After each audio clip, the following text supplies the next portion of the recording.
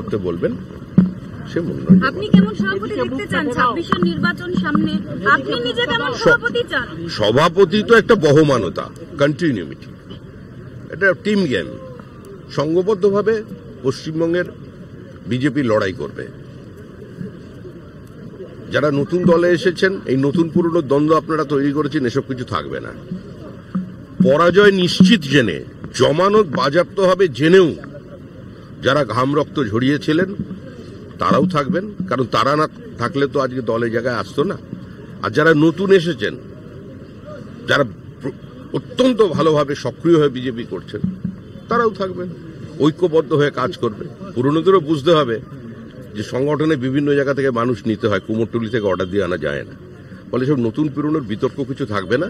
আর এই নির্বাচনটা তো মানুষের হাতে নেই। এই নির্বাচনে মানে আমাদের হাতে নেই, কোনো রাজনৈতিক দলের হাতে নেই।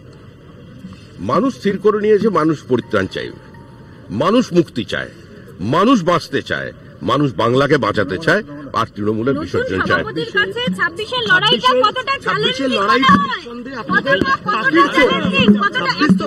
আরে যিনি সভাপতি হবেন, সভাপতি হবার পরে তিনি প্রেস কনফারেন্স করবেন, তখন জিজ্ঞেস করে নেবেন, আমাকে জিজ্ঞেস করবেন।